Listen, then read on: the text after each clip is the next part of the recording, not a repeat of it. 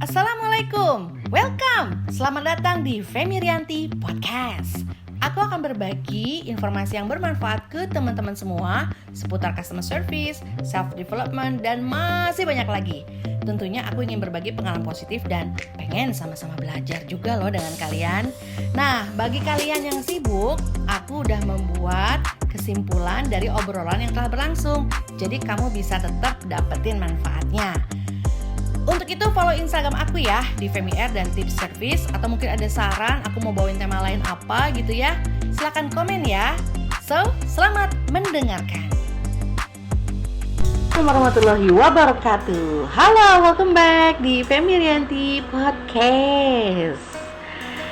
Dan ini adalah season kedua, episode ketiga. Judul kali ini tentang faktor kepuasan pelanggan belanja di online. Siapa sih sekarang yang gak kenal beli di mana nih? Di online.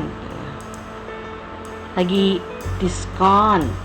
Bukan diskon aja, tapi ada flash sale-nya, ada ongkos kirim gratisnya gitu ya.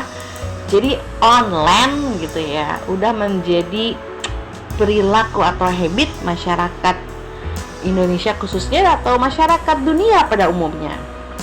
Kenapa begitu? Yuk kita lihat-lihat lagi ya.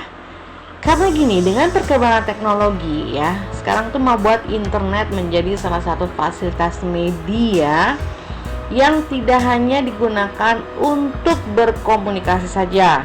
Coba ya. Jadi internet memunculkan, terutama dalam perekonomian ini, adalah fenomena yang paling update dalam proses jual beli ya, transaksi barang gitu ya.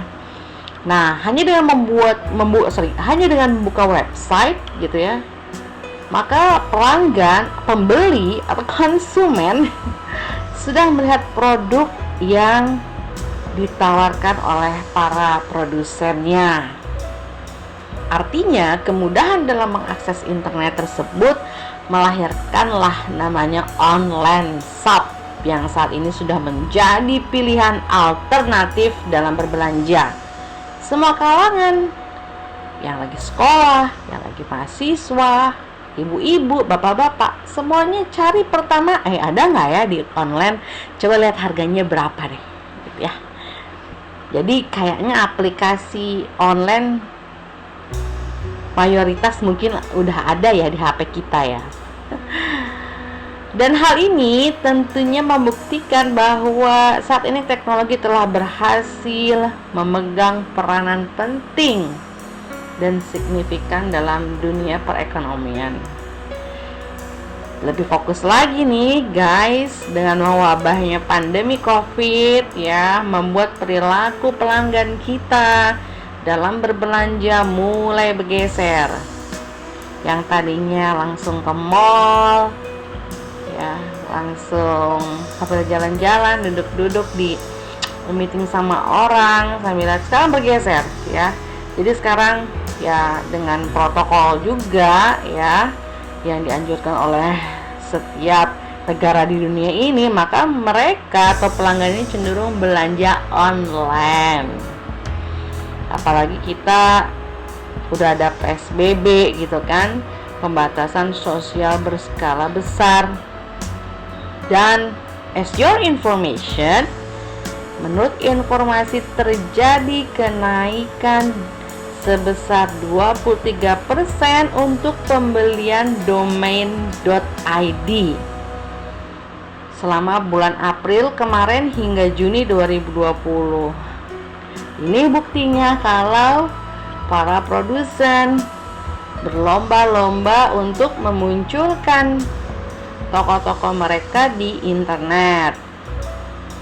Tapi jangan salah ya, dalam dunia kita yang kita bahas itu tentang kepuasan pelanggan ya. Sebagai pelanggan dimanapun ya, apapun itu, kita melalui online tradisional atau dia langsung datang ke outlet, apapun itu tetap pelanggan mah pelanggan ya. Jadi tetap aja yang terpenting menurut pelanggan adalah kepuasan mereka. puas, senang, bahagia dia beli produk kita, kepake produknya, good quality, ekspektasi dia kita bisa memberikan melebihi harapannya pelanggan, ketenangan dia, kenyamanan dia gitu. Nah, dengan demikian, ayo kita coba sama-sama ulas apa saja sih faktor kepuasan belanja. Apa saja faktor kepuasan pelanggan belanja online. Pertama, ada judulnya adalah security dan metode pembayaran, ya. Ini yang pertama nih, pelanggan itu ketika dia buka situs, ya, yang dia pikirin adalah keamanan. Kalau saya beli di situs ini, apakah aman dari para pembobol atau hackers yang pintar-pintar itu, yang sudah menanamkan malware di akun kita dan mengambil alih kendali PC kita dan kemudian melakukan transaksi dengan menggunakan nomor-nomor rahasia kita. Jadi kategori aman ini maksudnya semua data kita nih sebagai pelanggan, seperti nomor kartu kredit, data personal, alamat dan sebagainya, itu aman gak sih gitu. Toko ini sudah mempunyai guard, sudah mempunyai sistem gak sih supaya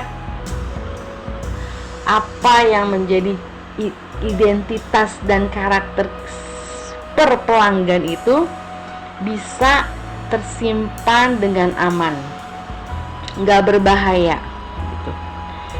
Jadi kalau saya sih, misalnya saya mau belanja nih di online, toko online ini belum terkenal, yang terjadi di benak pikiran saya adalah, aduh, saya aman nggak ya ini ya. Ada sih logo-logonya, logo-logo bank-bank terkenal gitu ya, bisa transfer, bisa virtual ya. Tapi buat saya berpikir ini aman nggak ya? Ini baru lagi situsnya ya. Kalau tentunya saya harus mempelajari lagi kan lebih dalam situs ini, bagaimana kredibilitas, keamanannya, security-nya, kemampuan menangani pelanggan gitu. Pasti kita akan belajar lagi, mempelajari lagi. Jadi selalu ada warning di benak pelanggan, apakah mereka itu aman nggak belanja di situs online kita. Nah, selanjutnya ketika sudah aman, pelanggan ingin mengetahui apakah mudah pembayarannya. Maksudnya, apakah pelanggan diberikan jalan kemudahan dalam pembayaran? Apakah ada akun virtual? Apakah ada dompet situs? Maksudnya dompet itu yang dompet maksudnya kita beli kayak poin-poin ya, kayak di Shopee itu akan ada dompet ya. Kalau di Topet itu pakai OVO gitu ya. Nyebutin merek deh ya, intinya dompet elektronik lah gitu ya, atau transfer di ATM atau minimart yang terdekat. Pokoknya apa-apa saja yang disuguhkan oleh produsen dan pelanggan tinggal pilih yang cocok yang mana. Jadi intinya guys, jangan buat pelanggan tuh jadi ribet gitu aja sih ya untuk metode pembayaran ini, karena ini berkaitan dengan administrasi. Bukan soal pembayaran aja, misalnya juga tentang barang yang tidak sesuai, tentang barang yang nggak jadi dibeli gitu. Terus uangnya harus dikembalikannya pada saat itu juga, atau harus melakukan proses yang ribet, atau harus telepon call center dulu, harus WA dulu, atau macam-macam deh. Whatever itu, pokoknya pintar-pintarlah menganalisis resiko-resiko yang akan terjadi ketika customer bertransaksi dengan kita, dan siapkan solusi-solusi yang tidak membuat pelanggan ribet. Di Tokopedia kemarin saya beli gitu ya, taunya barangnya nggak ada. Kemudian penjualnya bilang, Bu, rekeningnya berapa Bu? Saya biar balikin duit ibu deh ke rekening saya gitu. Oh gitu ya. Tapi saya pikir kalau dia kasih duitnya ke saya, ya saya bolak-balik kan. Saya harus mendingan kan kembaliin lagi aja ke ke OVO saya gitu kan. Terus saya bilang, oh kembaliin aja deh ya ke OVO saya, cancel gitu. Ibu tinggal cancel aja ya, kata dia. Oke, kemudian aku cancel. Jegreng, tiba-tiba dompet OVO saya bertambah gitu. Itu sangat mudah banget gitu. Jadi saya bisa melakukan pembelian lagi dengan uang yang sudah dikembalikan dari penjual tersebut. Ya seperti itu contohnya tuh teman-teman. Oke. Jadi teman-teman yang berbisnis online, pastikan sistem security itu diperhatikan banget, metode pembayaran yang dimudahkan sebelum terjadi apa-apa dengan pelanggan kita. Product quality sudah menjadi rahasia umum ya, kalau kita belanja online itu ada resikonya. Seperti apa nih? Saat lihat barang ya, pas kita ada paket kita buka, real gitu ya, nyata gitu ya wujudnya. Aduh, kita kecewa deh. Kenapa? Nggak sesuai dengan gambarnya di situs online ini, toko. Waktu di situsnya gambarnya cantik, warnanya cerah, pas paket datang dibuka, bajunya kucel, gelap gitu ya. Saya yakin sih, kayak teman-teman udah pernah nyobain ya, udah pernah ngerasain. Nah, bukan saat tampilannya saja, tapi kualitas juga bisa menjadi pertanyaan pelanggan loh. Misalnya saat pengambilan barang ya, maksud saya begini. Kalau teman-teman mengambil barang, mau ngambil gambar nih untuk iklan di situs online, maka tidak usah terlalu diedit sampai kinclong banget gitu ya. Ya edit boleh lah, tapi sewajarnya aja supaya kelihatannya kita nggak nipu banget gitu. Ya, terutama ya yang berkaitan dengan whitening ya. Kayaknya sih teman-teman harus cari jalan lagi ya, gimana supaya editnya lebih natural lagi gitulah ya. Oke.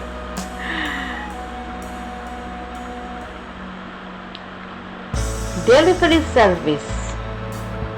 Nah, sudah jadi andalan nih jika ada toko online yang kirim pesanan ya, yang cepat nyampe rumah kita, itu yang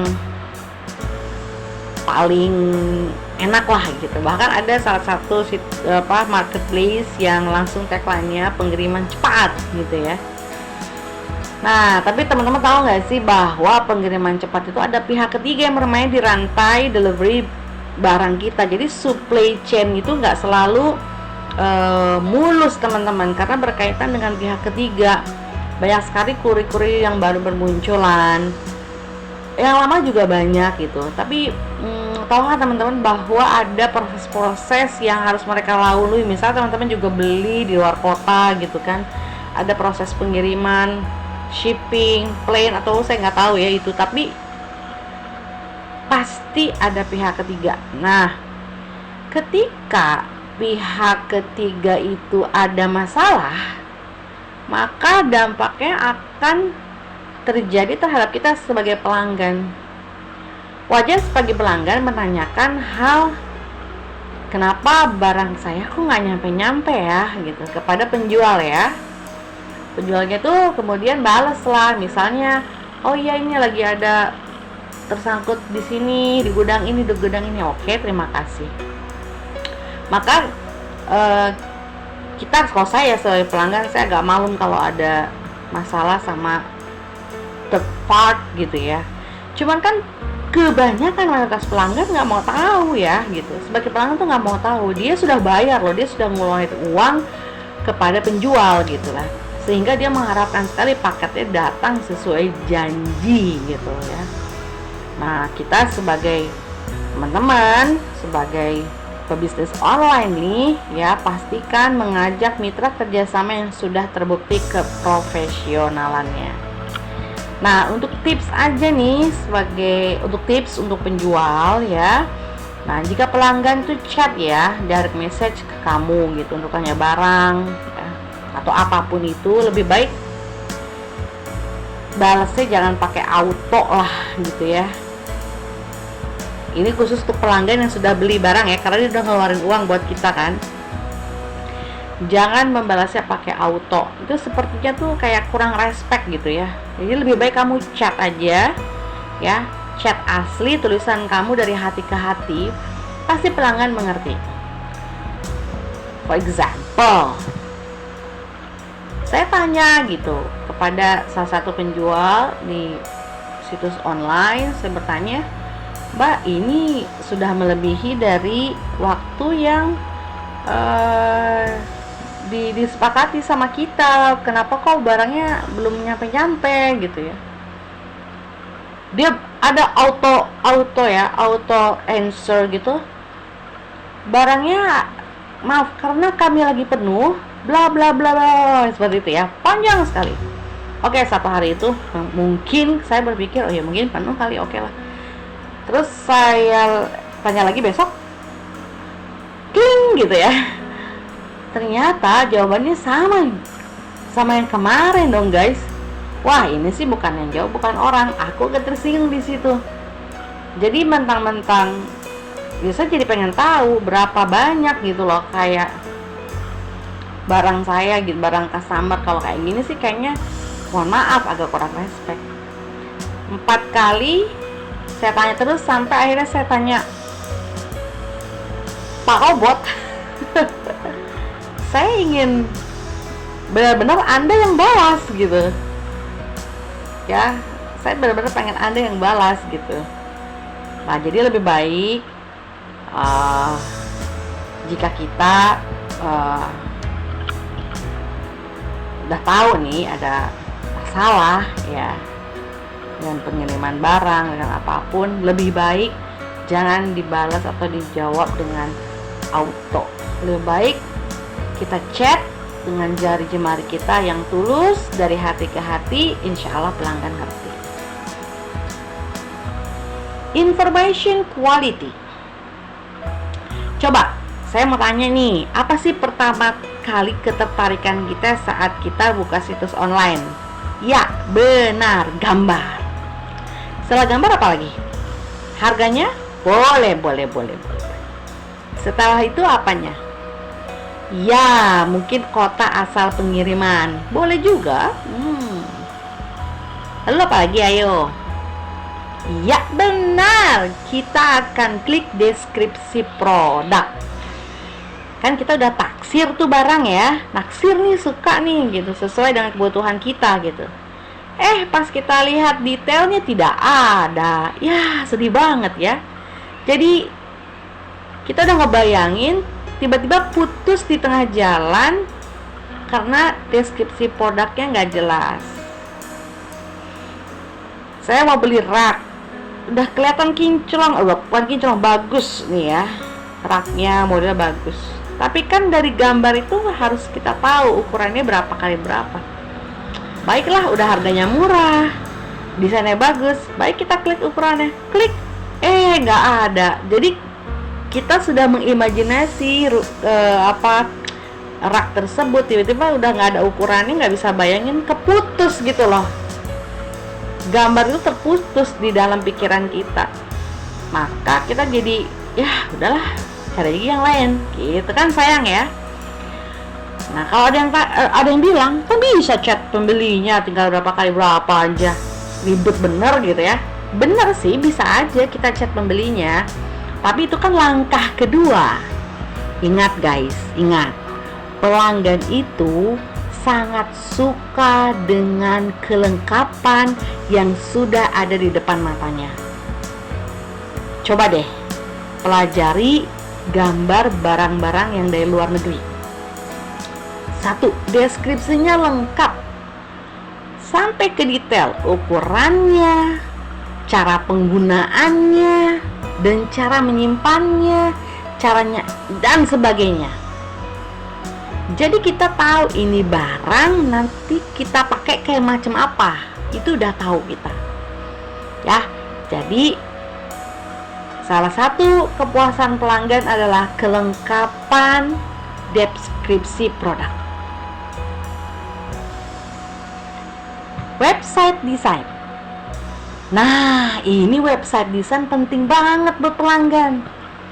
Apa sih desain ya? Desain. itu rancangan ya, baik berupa interior maupun eksterior kalau di rumah mungkin ya. Tapi yang pasti ada perpaduan warna yang enak dilihat, peletakan gambar-gambar produk, logo lah ya, informasi diskon, informasi ongkos kirim gratis dan sebagainya. Bener banget, ini kerjaannya web designer.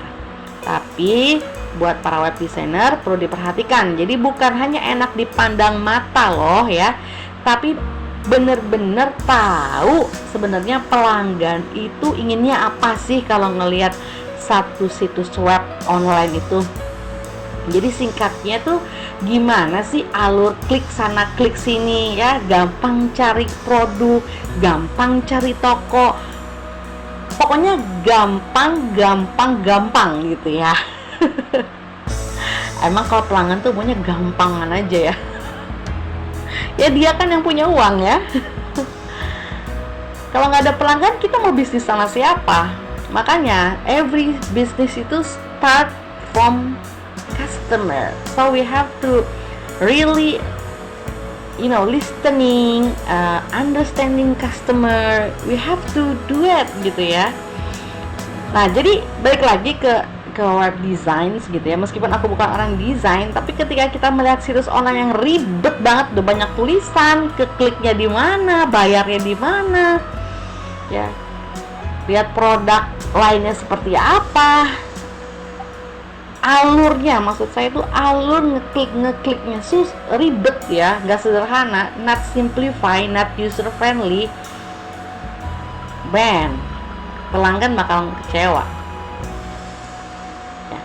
Jadi kalau buat Anda, kita mau buat situs online, coba aja tes ya, orang tua kita yang gaptek bisa nggak mengoperasikan situs online kita. Nah, kalau orang tua aja sangat mudah, jika hasilnya orang tua kita mudah nih bertransaksi dari A sampai Z, baru itu web desainernya hebat.